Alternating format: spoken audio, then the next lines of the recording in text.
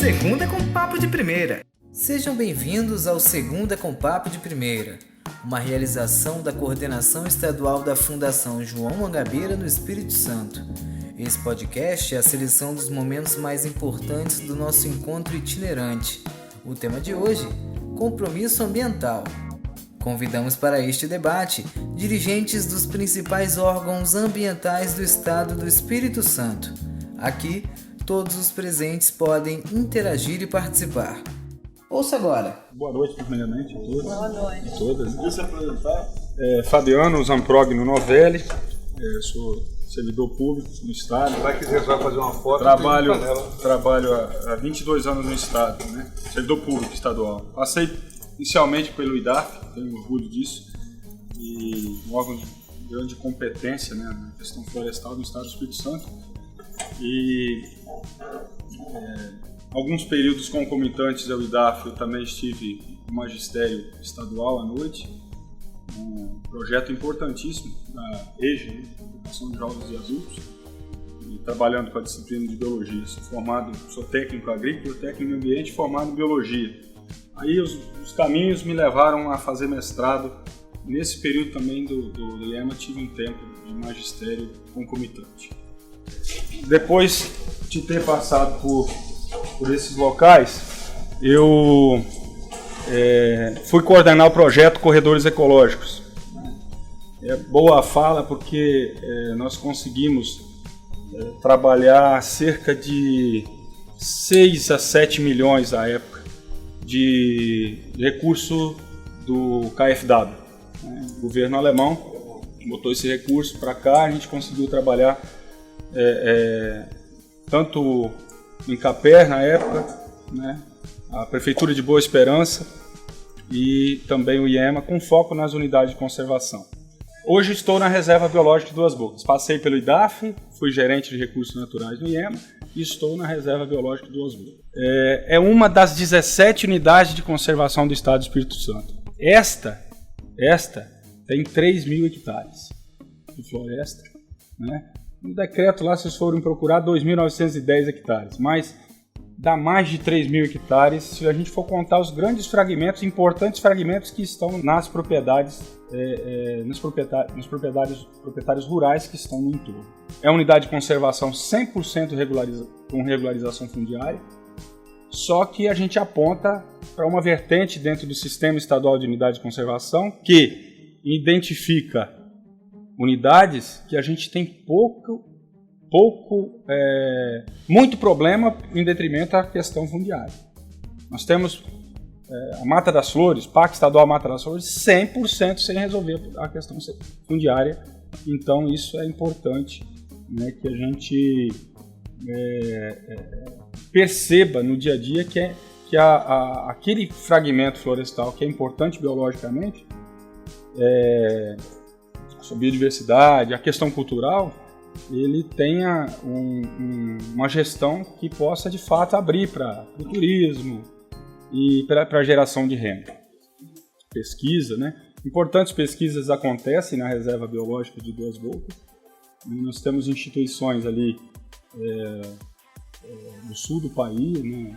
Universidade Federal do Paraná, Universidade Federal de Minas Gerais, né? Então, algumas instituições fora do estado também. Estamos com cerca de 10 pesquisas em andamento atualmente. E nós temos uma população de entorno na unidade de conservação. E isso é importante que a gente perceba. Por mais que esteja 100% regularizada a questão fundiária, né, que a gente tem um controle melhor dessa biota, né, e que a gente consegue receber 800 até 1.000 alunos por ano, né, no projeto de educação ambiental, que a gente tenha 10 pesquisas em andamento, nós temos que olhar para o nosso melhor fiscal, que é o proprietário rural que está no entorno da unidade de conservação. E o que a gente está fazendo para melhorar, inclusive, a renda, né, desse proprietário rural? A extensão, qualquer que seja ela, tá? Extensão florestal, extensão ambiental, extensão rural, tem chegado ao filho do produtor rural, ela tem chegado ao gênero, né, feminino lá. Por quê? porque é por aí que acontece a transformação na propriedade rural. O proprietário rural não muda de atitude, mas a esposa faz com que ele mude, né? O filho faz com que ele mude, porque ele está muito pego na cultura daquilo que o pai fez, né? E ele está fazendo, repetindo, e ele vai passar para o filho. Então até a questão das queimadas passa por isso, né? A queimada era uma prática, né, utilizada para aproveitar o momento para lavrar o solo, né?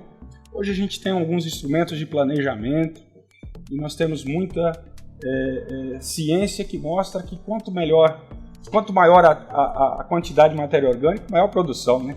Tanto é que o nosso centro-oeste do país, né, o sul do país, está fazendo plantio na palha, plantio direto, né? Mas essa é uma fala mais assim do nosso dia a dia. A unidade está lá, a gente está tentando fazer um trabalho. Nós temos um projeto de estruturação da unidade de conservação. Temos alguns recursos advindos da Câmara de Compensação Ambiental, né, que vai fazer com que nós melhoremos cada vez mais a estrutura da unidade de conservação. E esse briefing, né, do que é a unidade de conservação, aonde a gente está e o que a gente tem feito, né, é claro que eu estou na ponta lá e nós temos todo um arcabouço técnico da coordenação da gerência, né, o coordenador, o gerente, os nossos diretores, né, que estão debruçados, empenhados com um planejamento voltado à estruturação dessas unidades, né. Prioritariamente, o governo está reconhecendo que há essa necessidade de fazer esse trabalho. E isso tem deixado a gente contente também, né? Como servidor e como agricultor lá de Santa Teresa, né? Que aí eu queria fazer uma breve fala como um agricultor que está sofrendo pela falta d'água, né? E que envolve a questão ambiental, né? A nossa região, numa região, Santa Teresa, que aparentemente tem uma cobertura florestal grande. O Fabrício está aqui, já trabalhou muito lá, né, e sabe como é todo aquele território.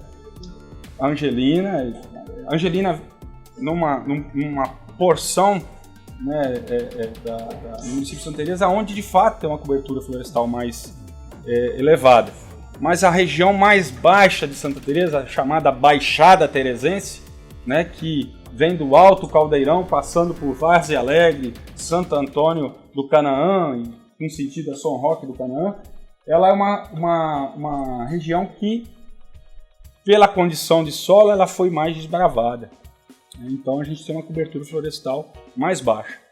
Mas a gente tem que acompanhar também algumas características importantes da região. E a importância até mesmo das represas naquela área.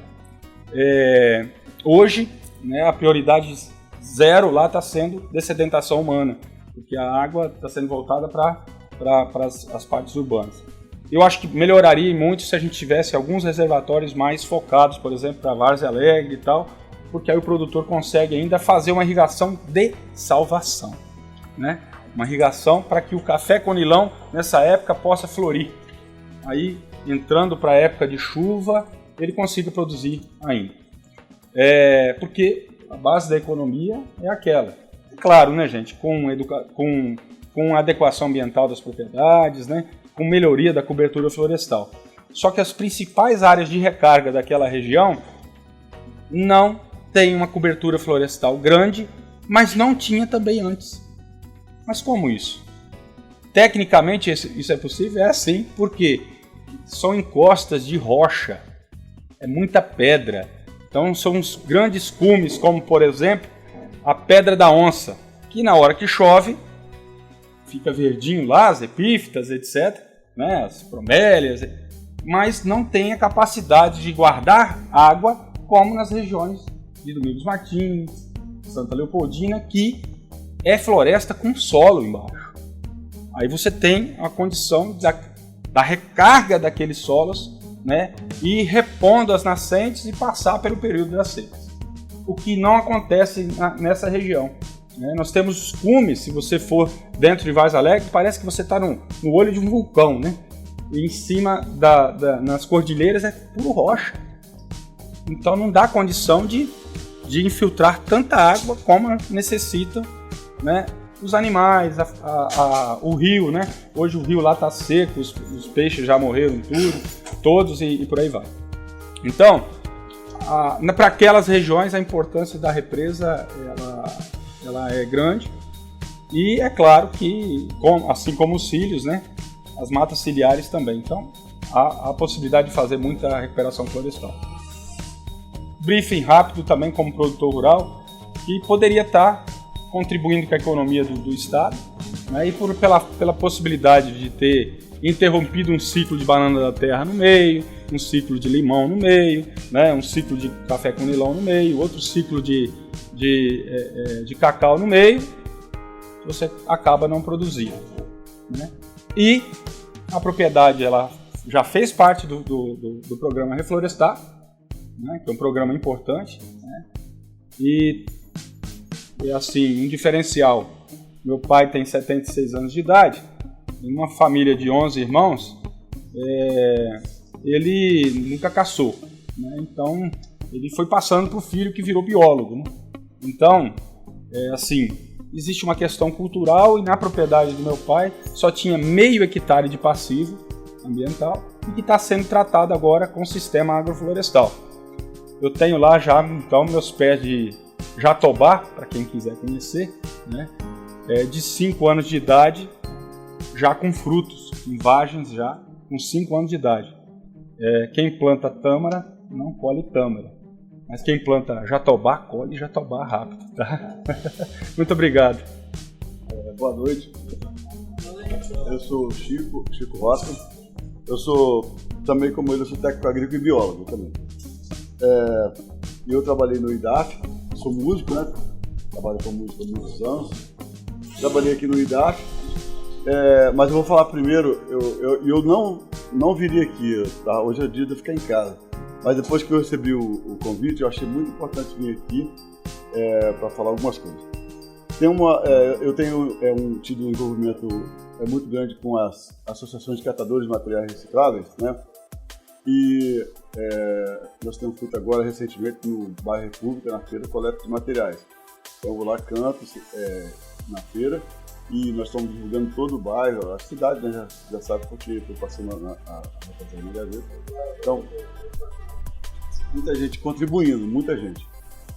Então a gente está trabalhando para chegar um material mais limpo nas associações de catadores, porque é triste você chegar lá e ver que 50% do material que chega lá eles têm que descartar, rejeito, né? Porque a população não tem muita educação, né? Não está muito preparada para poder lidar com os ecopostos. Eles jogam materiais, jogam papel higiênico, entulho, capina, jogam tudo dentro do ecoposto. Aí vai o catador de latinha, enfia a cabeça dentro do ecoposto, cata a latinha. Depois vai o catador de papelão, cata o papelão. Então fica muito lixo para as associações. Esse material que nós temos recolhido, ele é 100% reciclável. Então essa é a ajuda. Além disso, nós estamos fazendo nós estamos ajudando a criar uma associação de catadores. Eu sou da Igreja Batista aqui de Moraes de Camboriú, ali atrás da TV Capixaba. Então, há mais ou menos 10 anos a gente ia lá tomar café, levava café para eles, fazia oração e tal. Então, eles sempre procuram a gente. E aí como eles têm um grupo querendo criar uma associação de catadores de materiais, procurou a gente para ajudar. Então, nós estamos praticamente na frente de todo o recurso que tem que ser levantado. Então, eu queria colocar isso. É uma questão que eu acho que é uma questão, se o governo quiser, é uma questão muito simples de resolver. Nós estamos resolvendo através de ação de pessoas, a ajuda de amigos. Eu mando o WhatsApp, o pessoal está mandando dinheiro, está mandando... Porque o que acontece? O Brasil recicla, em média, 3% do lixo, enquanto que na Alemanha reciclam 60%. Eu não sei como é que é lá, mas recicla 60% todo o lixo. Aí você vai na associação de catadores, como é que é a associação de catadores? Você pega, eu não quero, você não quer, você não quer. Aí tem aquelas pessoas muito pobres, pessoas com baixíssimo nível cultural, muitas delas analfabetas, que vão formar uma associação de catadores. Aí eles têm que pagar R$500 de cartório para registrar a associação, eles têm que pagar R$1.400 na prefeitura para pagar o alvará da prefeitura, eles têm que pagar, comprar ecobags, né, que são aqueles sacolões, eles têm que comprar extintores de incêndio, pagar projeto do Corpo de Bombeiro e, além de tudo, aonde pode alugar, eles têm que alugar um galpão, onde pode alugar um galpão, está na faixa de 7 a 12 mil reais um galpão. Então, como que você vai querer que criar a associação de catadores? Tanto que nós temos 4 em Vitória só, entendeu? Então, aí o que nós fizemos? Nós começamos a pedir, entendeu? Aí tem um grupo de clientes meus, de mulheres, que eu toco há uns 3 anos, doaram R$350, compraram 100 ecobags. Aí nós fizemos uma vaquinha, pagamos o cartório, R$500. Depois nós fizemos na igreja, nós fizemos a cantina cedeu da igreja. Nós vendemos, arrecadamos R$550 para pagar juntando com 900 que nós já tínhamos ganhado de doação, para pagar R$1.400 então desse jeito, para pagar o alvará. Então nós vamos fazer uma festa, nós vamos abrir a associação de com certeza. Mas se ele estiver sozinho, eu acho que vocês vão chegar à conclusão que eu cheguei. E seria impossível eles abrirem uma associação de catadores, que é tão importante, entendeu? Então está aqui o recado é esse. Né? Nós vamos continuar plantando a associação de catadores. Essa é a primeira. Se Deus quiser, nós já temos os 1.500. Pagamos um cartório, conseguimos ecobag, tem R$1.500 para pagar a taxa de as pessoas doaram, tem gente que doou R$16, outros 150, outros 100, e nós vamos pagar tudo para poder ver a associação ser criada, entendeu? E vamos criar 15 empregos. Então isso, gente, para o governo, né, a prefeitura, por exemplo, ela para mim, tinha que extinguir esse alvará, entendeu? Extinguir o alvará. E nós vamos correr atrás disso também, quem puder já pode correr. Vamos atrás de um vereador, do prefeito e tal. Isso aí, tem que... Isso. Aí, bom, então essa é a primeira sugestão que eu vim dar aqui, do meu envolvimento, eu vim dar essa contribuição. Se precisar, eu estou à disposição, e se vocês quiserem ir na Feira do Bairro República, toda terça-feira eu estou lá cantando e coletando material. O segundo, eu vou tentar ser breve, para não cansar vocês, mas eu trabalhei no IDAF e eu vou falar para vocês que eu saí daqui decepcionado. Não com os técnicos, o IDAF tem um grupo de técnicos excelente, com mestrado, com doutorado, mas aí eu trabalhava no setor de licenciamento de barragem, porque eu vi despencar, tinha uma legislação para licenciamento de barragem, e essa legislação, esse sistema, para mim, eu teria que vir aqui atualizar, porque tem uns 6 meses que eu não venho aqui, não sei se houve coisa nova. Mas o governo Paulo Artur acabou com o sistema de licenciamento de barragem, entendeu? Porque você para fazer... E a outra coisa, plantar a árvore está só no papel, entendeu? Então você vai lá, faz uma barragem, você construiu uma barragem, você tem a obrigação de fazer recuperação de área degradada. Aí a barragem acima de 1 hectare que teria que fazer recuperação de área degradada e apresentar projeto de construção civil. Aí o governo Paulo Artur resolveu achar que estava muito burocrático, que realmente era burocrático, demorava um pouco. Em vez de trabalhar para arranjar medidas para poder resolver o problema, nós demos até sugestões, ele pegou vamos fazer o seguinte, vamos passar para 5 hectares. Então, passou para 5 hectares, abaixo de 5 hectares, 5 campos de futebol, você não precisa apresentar nem o projeto de construção civil e nem de área degradada. Entendeu? Olha só que bagunça que ficou. Então, se você botou acima de 5 hectares só para você fazer a área de recuperação da área degradada, você acabou com o licenciamento de barragem, porque a maioria, 90% ou 99% das barragens são abaixo de 5 hectares. Entendeu? Então, eu vi muito disso. As pessoas vinham aqui, faziam um projeto e tal, traziam isso antes ainda do Paulo Artur, traziam o projeto tal, aí assinava o projeto, fazia um compromisso ambiental de plantio de árvore. Você plantou? Eu estou falando com vocês, eu ia no campo, eu cheguei num campo lá numa represa lá em Aracruz, o cara falou, vem cá, me fala quem está plantando árvore aí. eu quero saber quem é que você vem aqui na minha propriedade, né? Quem que está plantando árvore? Entendeu? Então é desse jeito, é porque realmente é assim. Aí o IDAF não tem um controle, não tem assim, bom, nós cobramos de fulano, de ciclano. Quem plantou? Era para ter. Como é que está o processo? Como é que está lá? Se fulano era para plantar, fez uma represa, tinha que plantar em 2015, ele plantou? Ninguém sabe. Entendeu? Só se houver uma denúncia.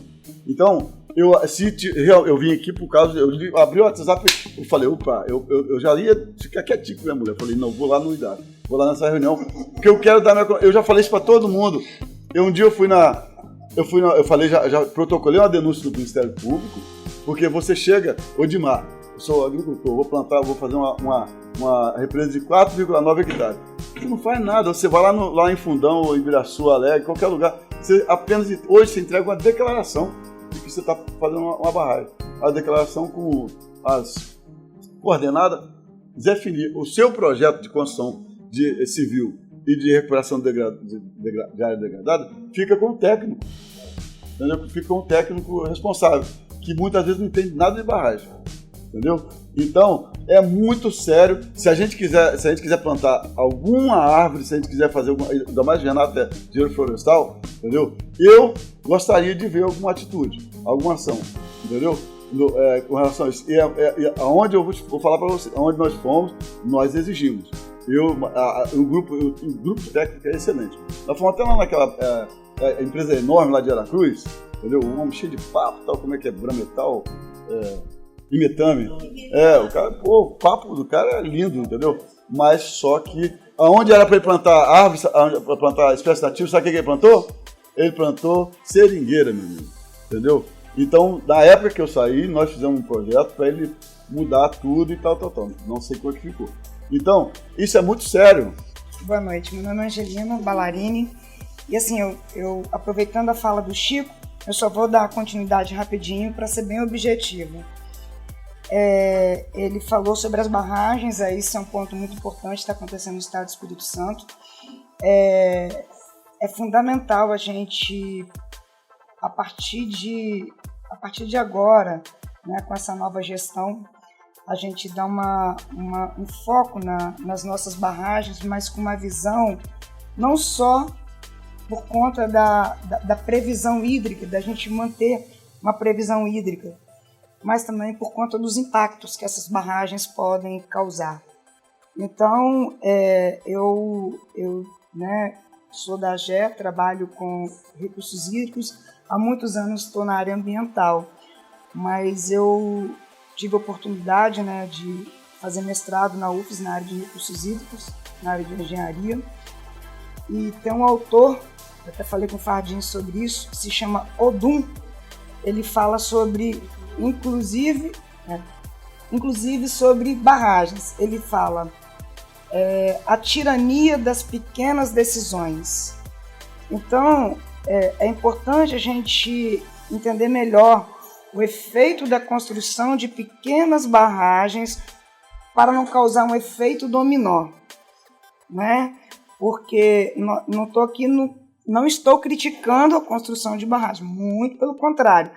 Penso que temos que ter, mas não pode ser feito de forma aleatória. Temos que ter muita responsabilidade e aproveitei o momento para trazer, né, o autor que nos prestigiou, né? Ele fez essa fala, a tirania das pequenas decisões. Eu faço uma barragem, em seguida outra barragem, mas se uma romper, é um efeito dominó e os impactos ambientais são catastróficos, né? Sobre barragem, não poderia deixar de falar sobre reciclagem também.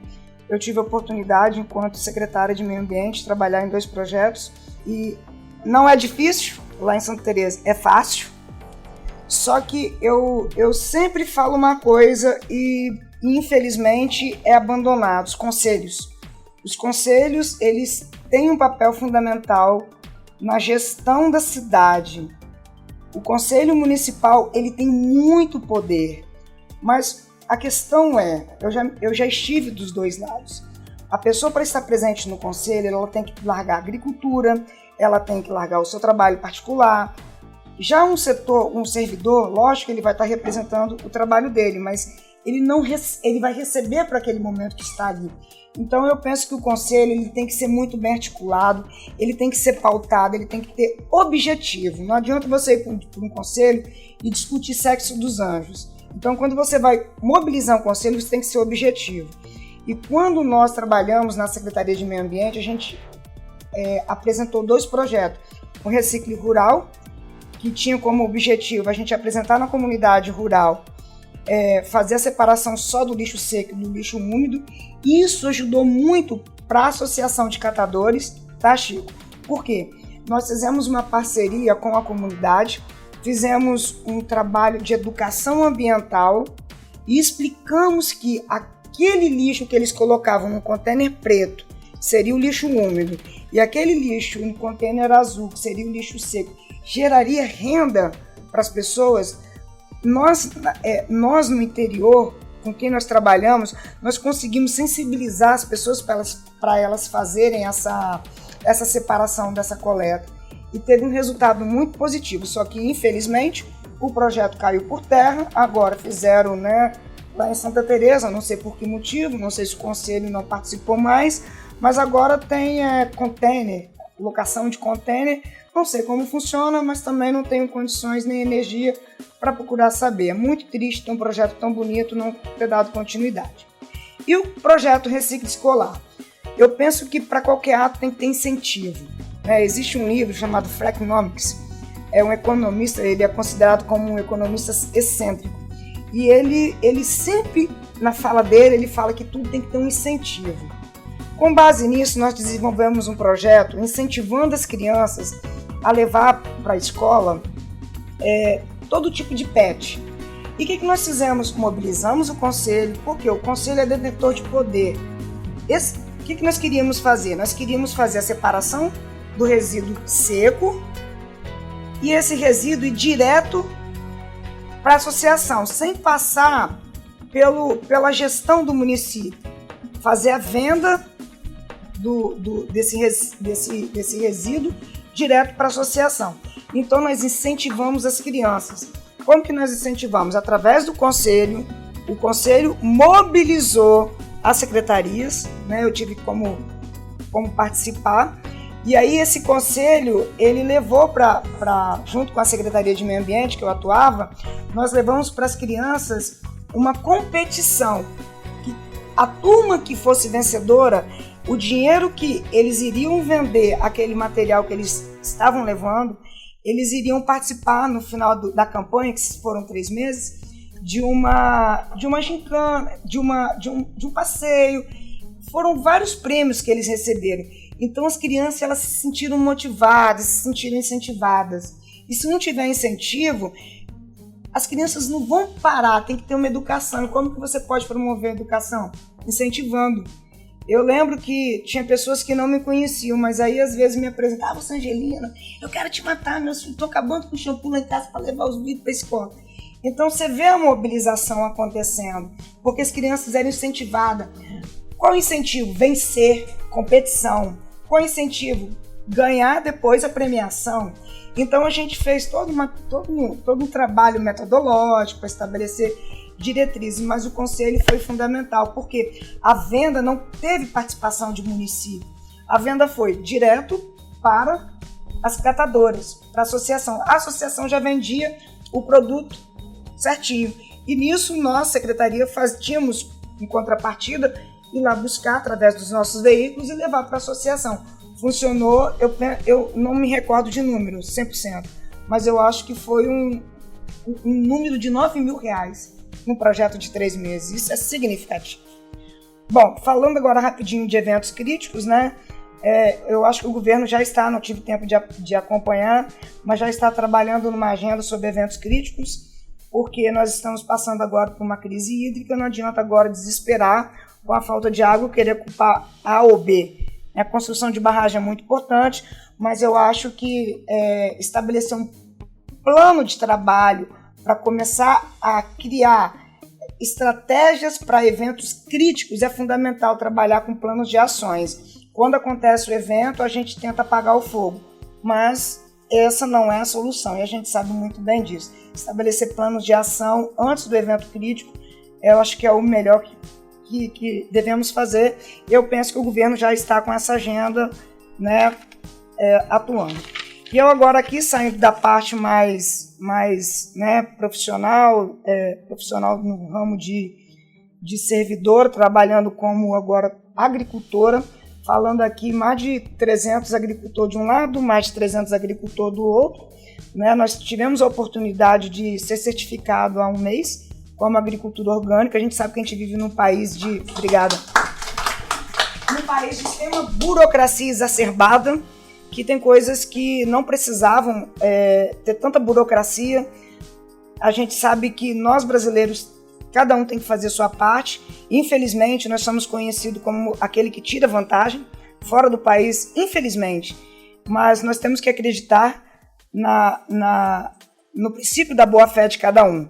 Então, eu vou falar aqui uma situação que, como agricultora rural, eu vejo na prática, porque eu trabalho de segunda a sexta como uma servidora ou como advogada, mas de sexta-noite a segunda de madrugada eu trabalho como agricultora. Eu não tenho final de semana, eu trabalho de segunda a segunda.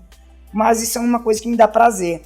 E acontece na agricultura, não só em Santa Teresa, penso que em outros lugares, mas Santa Teresa, nós temos um desenvolvimento muito importante, né, que é o café e o turismo. Mas o turismo em Santa Teresa, eu vejo que ele está muito na fala, porque nós temos um evento que é muito legal, Festival de Jazz. E o outro evento, que é a Carretela. Mas nós temos uma situação lá que se chama agroturismo. Eu não vejo na prática que o agroturismo funciona. Em contrapartida, por que o agroturismo não funciona? Porque nós não temos logística e acessibilidade para as comunidades rurais. Nós temos proprietários, produtores rurais, que eles poderiam, aqui do lado do Caparaó, está muito bem desenvolvido, mas Santa Teresa, que é um lugar lindo, é um lugar maravilhoso, as estradas de Santa Teresa, é um absurdo você caminhar. Nós que trabalhamos com produção, com venda, a gente fica com o carro destruído. Aí você vai fazer um trabalho mais aprofundado para descobrir por quê, aí você percebe que é a venda do eucalipto. Aí não é questão de você culpar o produtor ou quem vende eucalipto. A situação, como eu te falei, a situação é muito simples de resolver. Nós precisamos de sustentabilidade, precisamos do café, precisamos do eucalipto, precisamos do papel, precisamos do desenvolvimento, mas de forma sustentável. Sugestão. Faço uma crítica, mas como é que a gente pode fazer uma sugestão? Conselho Municipal de Meio Ambiente. Como, Angelina? Penso que, né, o governo está aqui sendo representado aqui, ou através de um parlamentar, da seguinte forma: nós temos a extração do eucalipto para venda. Tudo bem. Mas se nós fizéssemos uma cobrança para... Eu não sei se existe, tá, Fardim? Para transportar esse eucalipto, esse valor vai direto para o cofre do estado, do município, e daí a gente não tem 100% de certeza se ele é aplicado naquela comunidade. O envolvimento do conselho, Odmar, é muito importante nesse momento, porque você pode fazer o seguinte: vamos dar um exemplo. Comunidade, cabeceira do Rio Saltinho, estrada intransitável quando tem a colheita de eucalipto. O que acontece? Isso na prática, saindo por trás dos computadores, eu estou colocando como que funciona na prática. Eles vão lá, fazem a extração, tira, enche o caminhão e deixa aquela galhada. E os caminhões são muito pesados para a estrada rural. Então, eu não sei se eles andam acima do peso ou não. Aqui não cabe a gente fazer essa análise. O que acontece? Quando o caminhão passa na estrada rural, muito pesado, que não é o caso do agricultor rural, que ele não passa com aquele peso de eucalipto, ele destrói. Se tiver em período de garoa ou pequena chuva, ele faz muito buraco. E aí aquele agricultor que todo dia precisa passar, ir e vir, ele fica prejudicado, ao passo que o eucalipto ele é colhido de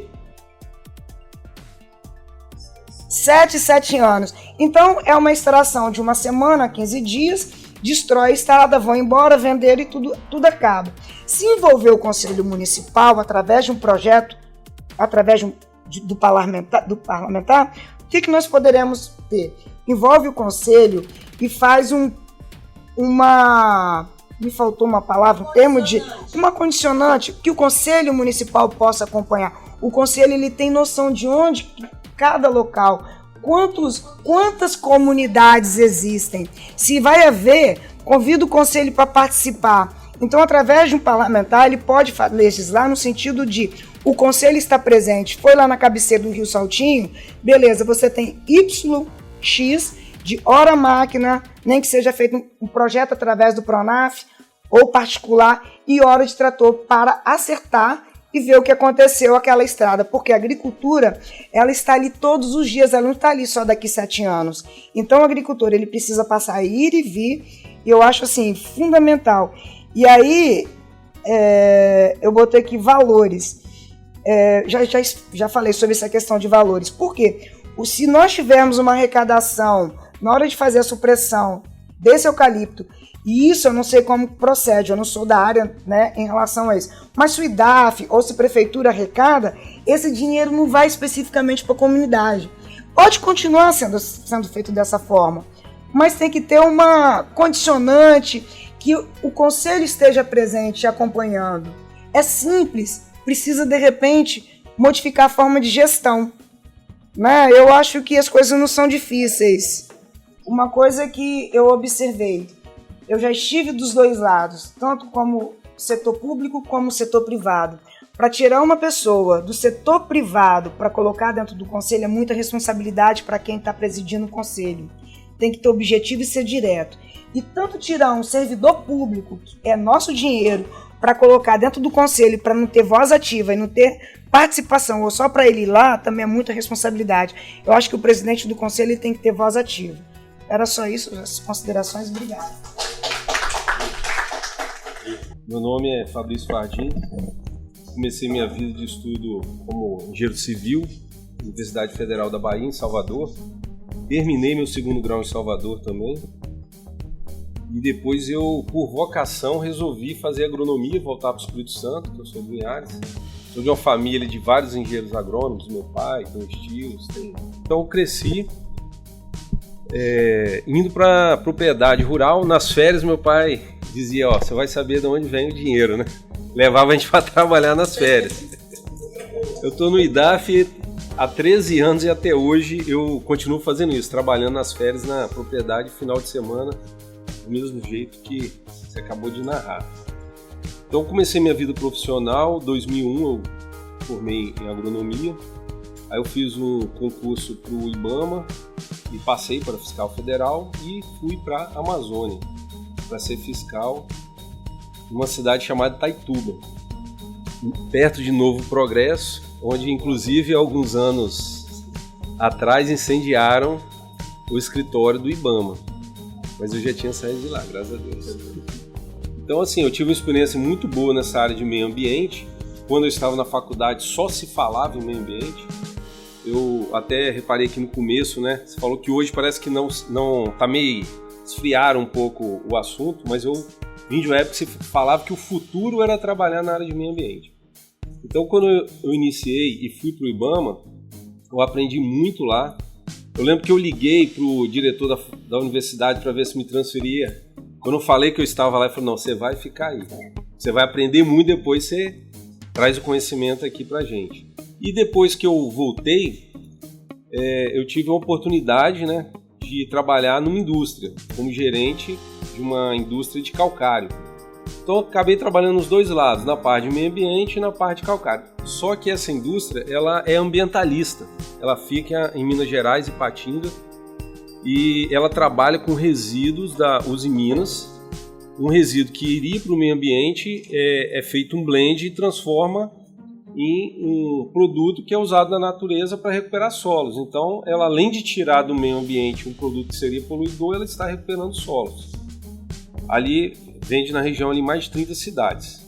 Então, eu fui militando nessa área de meio ambiente. Porém, por trabalhar nos dois lados da moeda, eu vi também o sofrimento do produtor rural. Eu vi um pouco de excesso de legislação em algumas áreas, excesso de burocracia. E em outras áreas, como foi falado aqui, muitas vezes era para apertar e a gente vê que a legislação estaria muito frouxa em algumas áreas. Então, Eu sempre trabalhei assim no IDAF na parte de chefia, porque quando eu entrei, pela experiência que eu trazia, me chamaram para ser chefe local de Santa Teresa. Trabalhei alguns anos lá, depois vim para cá ser chefe regional em Vitória, depois chefe em Santa Teresa, Linhares. Agora estou na diretoria técnica desde o dia 1º de janeiro. Vim com a missão. Quando eu fui chamado, eu fiz questão de ter uma conversa sobre o que poderia ser feito no IDAF, o que poderia ser feito em meio ambiente no estado do Espírito Santo. Eu pensei muito em mudar a legislação, adequar a legislação, porque a gente tem que trazer o produtor para o lado dos órgãos ambientais. E a primeira, aí foi, depois dessa conversa, foi falado, não, é para isso mesmo que a gente quer você lá. Então a gente começou a ter fazer a participação, chamar os setores, toda a cadeia produtiva. Então a gente está fazendo uma série de revisões na legislação, inclusive de barragens, né? Eu queria ter falado na hora, mas deixei para o meu momento. E fazendo de que forma? A gente chama ali presidente de sindicato, a gente chama lideranças de agricultores, a gente chama engenheiros agrônomos, a gente chama produtor que não tem liderança, para ele não ficar sem ser ouvido. É uma forma demorada de trabalhar com a legislação, reformular, mas é muito democrática, é uma coisa socialista, que ouve todo mundo, desde o pequeno até o grande produtor. Todo mundo é ouvido, é anotado, eles mandam e-mails para a gente responde, e trazendo eles para a gente consegue convencê-los, porque a gente acredita, essa gestão nova do IDAF acredita muito na educação ambiental. Então, junto com o presidente do IDAF, a gente está focando muito a questão da educação ambiental, como foi falado aqui anteriormente pelo Fabiano. Quando uma criança aprende lá na escola, que a gente faz o IDAF na escola e leva para casa, ele está levando a educação para os pais deles que não tiveram oportunidade como ele está tendo ali naquele momento. Então está sendo dado muito ênfase nessa questão de educação, IDAF na escola e também nas comunidades. Inclusive, agora com a campanha sobre incêndios florestais, né? A gente tem até o slogan Apague essa ideia, que a gente está, apesar de poucos recursos no órgão, a gente tem feito um trabalho muito intenso nisso aí. Lembrando que incêndio florestal ou incêndio é diferente da queima controlada, porque a gente pode até ser criticado por permitir alguns tipos de queima. Porque pela legislação, entre 1º de maio e 31 de outubro, não é permitido, com exceção de espalhamento de cana-de-açúcar, que é uma prática que já tem os dias contados pela legislação. Ela vai terminar. Já tem até 2020 para acima de 150 hectares e abaixo ainda vai durar um pouco mais. Mas são exceções. Hoje nós temos aí, nesses 6 meses, 70 autorizações no estado. 35 São Roque Canaã, e outra metade Itapemirim. Fora isso, é raridade. E entre o dia 1º de novembro a o último dia de abril, a gente tem um período que é possível fazer a queimada no estado do Espírito Santo, mas com autorização, onde é feita vistoria controlada, não é para qualquer situação, é feito a cero, não pode fazer à noite, tem uma série de normas que são feitas, mas também vai cair de desuso, vento. Por quê? Porque a gente sabe que prejudica o solo. Mas a gente está caminhando para cair em desuso e fazemos assim, muito incentivo para que o produtor não faça, mesmo quando ele vem no IDAF, querendo abrir um processo, a gente tenta convencê-lo e tudo mais. Então, assim, essa gestão de trabalhar com educação ambiental, a gente acha que trazer o público-alvo, que é o sistema agricultura, para o nosso lado, que a gente, no processo de refazer a legislação, já tem um convencimento. E a gente não está tendo reclamação, porque um exemplo aí que a gente fez a IAN de banana para controle de pragas e doenças, que a gente vai estar para publicar essa semana, de mamão que apertou, mas como a gente trouxe eles para junto da gente, foi discutido, nós os convencemos que é preciso apertar a legislação, não teve reclamação. Muito pelo contrário, uma coisa até curiosa. Hoje nós temos associações patrocinando as nossas divulgações da legislação. A gente tem a associação de produtores que vai comprar tablets para o órgão e doar para o órgão para a gente fazer fiscalização. Olha só a reversão da coisa quando a gente proporciona a educação e trazer a pessoa para o nosso lado. Se torna aliado. Então isso é muito importante.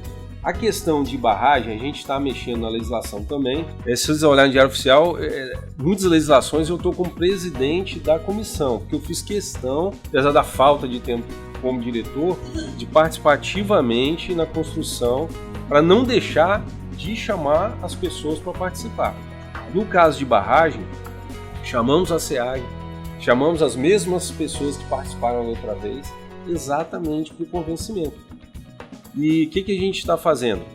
No caso que foi falado aqui, que ficou muito solto, na verdade o que acontece? A legislação até 5 hectares ficou como dispensa. Essa dispensa é dispensa da nossa análise, mas ela é feita da mesma maneira. Tem que ter o projeto, tem que ter o PRAD, tem a mesma coisa, só que ele não apresenta. O fato de não apresentar realmente traz assim a falta de controle. Então o que a gente está fazendo?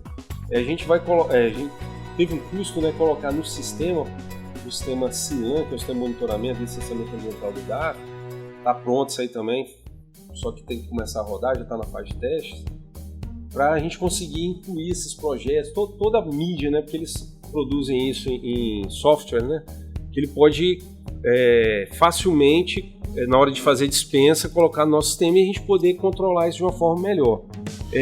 Então o que faltou foi a dificuldade da gente fiscalizar. Só que internamente a gente combinou desde o começo que 10% aleatoriamente seria fiscalizado. Infelizmente a gente percebeu que nesse 10% está tendo muito problema. É sinal que tem que ter uma mudança, né? E vai ter a mudança, garanto que eu estou lá no grupo. A legislação mais moderna do Brasil hoje é do Espírito Santo. O decreto de agrotóxicos, que tem uns 2 meses que foi para o Diário Oficial. Para ter uma ideia, nós fomos chamados de São Paulo para poder falar do nosso decreto, porque ele apertou a fiscalização. Até então, nós somos os primeiros e os únicos aqui no Brasil. Quando as empresas que revendem os agrotóxicos, elas emitem as notas fiscais, né, o receituário agronômico. Como é que o IDAF fiscalizava isso? Tinha que sair um agrônomo lá na empresa dele, ou de 6 meses recebia um relatório, para poder fazer uma caça às bruxas, né? Ficar olhando na papelada, um por um, se realmente aquele produtor tem aquela cultura. Às vezes o cara está aplicando produto para morango, você chega lá, o cara não tem morango. Pera aí, o que está acontecendo? Está desviando para outra pessoa, tem alguma coisa errada. Com esse sistema eletrônico, o IDAF, toda nota emitida vai ser pelo sistema do IDAF, né? Dele não. Inclusive, se o comerciante quiser, ele para até de pagar a mensalidade no sistema de tecnologia que ele usava. Então, no dia a dia, ele vai vendendo, vai vindo para o IDAF. Qualquer coisa que ele burlar, a gente fica sabendo automaticamente pelo nosso sistema. Esse sistema foi criado por funcionários do IDAF, gratuitamente.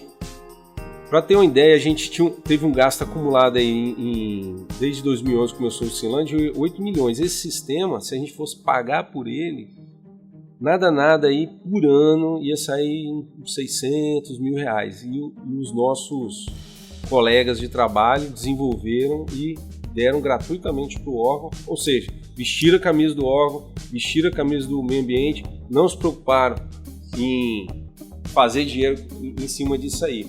Inclusive doaram código-fonte para o IDAF. Doaram. Então, mesmo que eles não...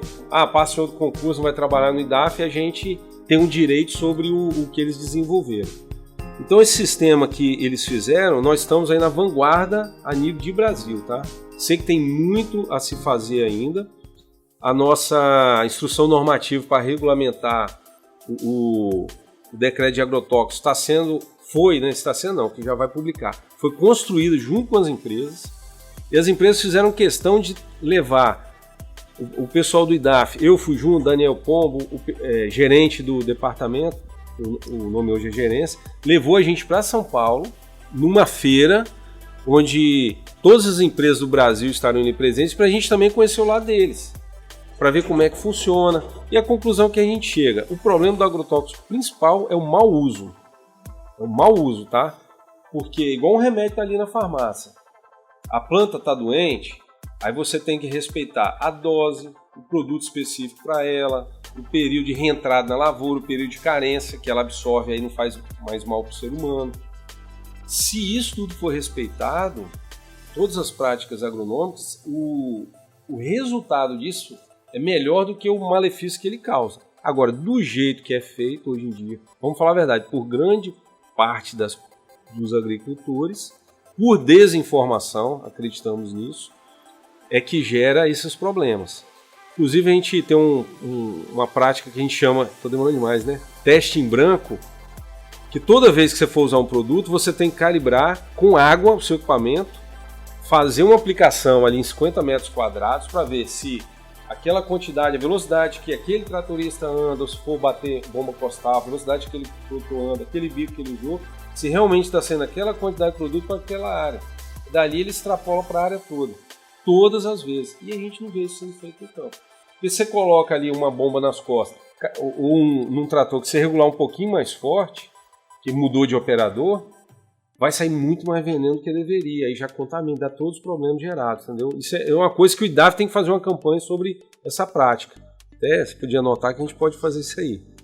Outro tema que foi falado aqui, sobre sistema agroflorestal, o IDAF está fazendo um trabalho na Cabruca, inclusive semana passada fui até pessoalmente lá também junto com a equipe da gerência de licenciamento florestal. Cabruca é um sistema agroflorestal que hoje a gente chama Cabruca para Cacau, onde você planta a cultura dentro da floresta. Aí fica uma agricultura sustentável, você protege a floresta. O subbosque é substituído pela cultura e ela protege a floresta. É muito interessante que quase não dá doença. Só algumas específicas que sobrevivem dentro da floresta, porque existe um equilíbrio ecológico ali dentro. Então o que a gente está fazendo lá?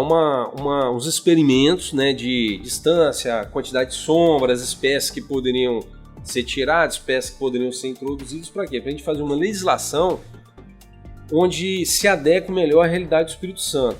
Por que o IDAF está fazendo isso? Chamar o produtor para o nosso lado. Tem que dar lucro. A gente tem que fazer de uma forma que a Cabruca, que o sistema agroflorestal, dê lucro. Dê lucro como? Você tem uma produtividade um pouco menor, mas não usa veneno, não usa irrigação, você tem um equilíbrio ecológico e você também tem a questão da floresta, que a pessoa se torna um produtor de água. Esse trabalho vai ser publicado, isso é muito bacana, vai ser publicado e a gente acredita que é um caminho de trazer também produtores que nunca trabalharam com o sistema agroflorestal, passar a partir de aí trabalhar. Porque eles têm medo de plantar a floresta com agricultura embaixo e depois não poder trabalhar nessa agricultura. E a gente tem que garantir isso com a legislação específica. Foi dada uma ideia, né, para o secretário para se poderia ser incentivado através de diminuir o imposto em cima de irrigação localizada, porque o uso de água chega a ser 90% menor, dependendo da planta que o produtor vai irrigar. Então tem um incentivo no preço lá final da irrigação, gotejamento, né, microaspersor, jet spray, para trocar nessas regiões montanhosas que eles usam muito aspersor. Região de baixada usa menos porque é caro bancar energia, mas numa região morrada é por gravidade. Então trocar essa irrigação é muito importante para a questão de economia de água, conservação de água. Não adianta só fazer a barragem e desperdiçar água.